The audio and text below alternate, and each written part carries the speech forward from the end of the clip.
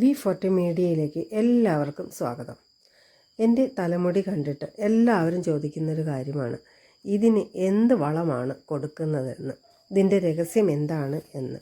ഇന്ന് നമുക്ക് ഏതായാലും അതൊന്ന് നോക്കിയാലോ. തുളസിയില സുലഭമായി കിട്ടുന്നതാണ്. ഈ തുളസിയില എല്ലാവരുടെയും വീട്ടുകളിലുണ്ടാകും. പിന്നെ കൊടകൻ്റെ ഇല പറമ്പിൽ കാണുന്നതാണ് അതൊക്കെ. അതുപോലെ പൂവാങ്കുറുന്നില, അങ്ങനെ കുറേ ഇലകൾ ആണ് നമ്മൾ. തറുതാവൽ, അങ്ങനെ കീഴാർനെല്ലി, ചെമ്പരത്തി, മെയിനായിട്ടുള്ളത് കറ്റാർ വാഴയാണ്, അലോവേര. അതാണ് നമ്മൾ മെയിനായിട്ട് കൂടുതലായിട്ടും ഉപയോഗിക്കുന്നത്. നമ്മൾ ഈ ഇലകളെല്ലാം കൂടെ ഇതുപോലെ കഴുകിയെടുത്ത് വെട്ടി നുറുക്കി ആണ്. പണ്ടൊക്കെ ഉരലിലിട്ട് ഇടിച്ച് പിഴിഞ്ഞെടുക്കുമായിരുന്നു. ഇപ്പോൾ പക്ഷേ എല്ലാവരും മിക്സിയിലിട്ട് അടിക്കുന്നത്. ഇതിൻ്റെ കൂടെ കണ്ടോ എല്ലാം ഉണ്ട്. കീഴാർനെല്ലിയുണ്ട്, പൂവാങ്കുറുന്നിലയുണ്ട്, കരിനെച്ചിയുണ്ട്, തറുതാവലുണ്ട്, കൊടകൻ്റെ ഇലയുണ്ട്, കറിവേപ്പിലയുണ്ട്. ഇതെല്ലാം ആദ്യം കറ്റാർവാഴ അരച്ച് മിക്സിയിലിട്ടടിച്ച് അതിൻ്റെ നീരാദ്യം എടുത്തു വെച്ചു. അതിന് ശേഷമാണ് മറ്റുള്ള നമ്മൾ നുറുക്കി വെച്ചിരിക്കുന്ന ഇലകളെല്ലാം അരയ്ക്കാനായിട്ട് മിക്സിയിലിട്ട് അരയ്ക്കാനായിട്ട് തുടങ്ങുന്നത്. ഞാൻ എടുത്തിരിക്കുന്ന മിക്സിയുടെ ജ്യൂസ് ഉണ്ടാക്കുന്ന ജാറാണ് കേട്ടോ. അതാകുമ്പോൾ വേഗം പണി തീരും. കുറച്ച് വലുതായതുകൊണ്ട് കൂടുതൽ ഇടാൻ ഉപയോഗിക്കാം. അപ്പോൾ ഇതുപോലെ ഒരു 3/4 ഭാഗം ഇട്ടിട്ട് വെള്ളം ഒഴിക്കുന്നതിന് പകരം കണ്ടോ കറ്റാർ വാഴയുടെ ജെല്ലാണ് ഉപയോഗിക്കുന്നത്. ആ ജെല്ല് ഉപയോഗിച്ച് ഇത് അരച്ച് കഴിഞ്ഞാൽ നമുക്ക് വെള്ളം ചേർക്കണ്ട, എക്സ്ട്രാ വെള്ളമൊന്നും ചേർക്കണ്ട. അപ്പം വെള്ളത്തിൻ്റെ അംശം കുറഞ്ഞിരിക്കും. ഇങ്ങനെ കറ്റാർ വാഴയുടെ ആ ജെല്ല് ഉപയോഗിച്ച് തന്നെ പച്ച മരുന്നുകൾ അരയ്ക്കുമ്പോൾ അങ്ങനെ വേണ്ടിയിട്ടാണ് ഈ ജെല്ല് ഉപയോഗിച്ച് നമ്മൾ പച്ചമരുന്നുകൾ അരയ്ക്കുന്നത്.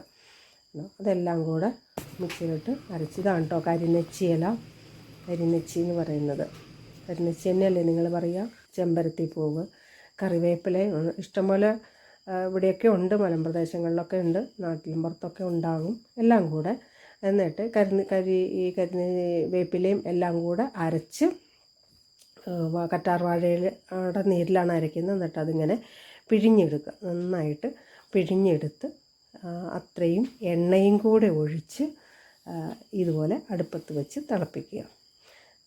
ഒരു 4-5 മണിക്കൂർ വേണം. 1 ലിറ്റർ ആണെങ്കിൽ പോലും ഒരു 1.5-2 മണിക്കൂറോളം വേണം.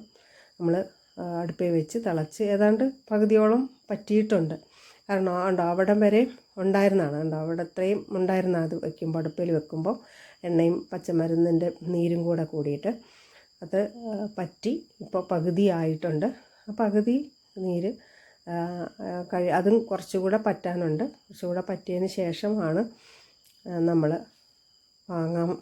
തീ കുറച്ചിട്ട് പിന്നെ ചെറിയ തീയിൽ പറ്റിച്ച് എടുക്കുന്നത്.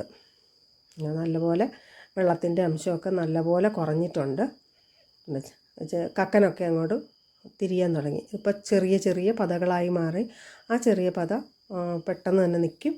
നിന്ന് കഴിഞ്ഞാൽ ആ പത വളരെ കുറഞ്ഞ് ഒരു നടുക്ക് മാത്രം ഒരു കുറച്ചായി കഴിയുമ്പോൾ നമ്മൾ വാങ്ങിയിട്ട് ഇപ്പോൾ ഇത് കർപ്പൂരമാണ്, പച്ചക്കർപ്പൂരം നല്ലതാണ് തലയ്ക്കും. അതേപോലെ ആ എണ്ണ കാച്ചിയ എണ്ണയ്ക്കൊരു മണം ഉണ്ടാകും, നല്ല മണം ഉണ്ടാകും. അതിന് വേണ്ടിയാണ് ഇത് കുറച്ച് ഒരു 5 ഗ്രാമൊക്കെയാണ് നമ്മൾ അതിൽ ചേർത്തിരിക്കുന്ന എണ്ണയുടെ അനുസരിച്ച്.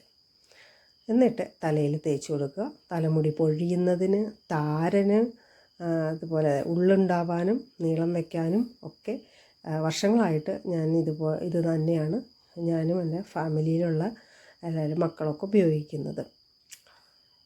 പച്ചമരുന്നുകളുടെ ലഭ്യതയ്ക്കനുസരിച്ചാണ് ഞാനിതിൽ ചേർത്തിരിക്കുന്നത്. പ്രത്യേകിച്ച് അളവുകളൊന്നുമില്ല. കൂടുതൽ കിട്ടുന്നത് കൂടുതൽ ചേർക്കുന്നു, അത്രയേ ഉള്ളൂ.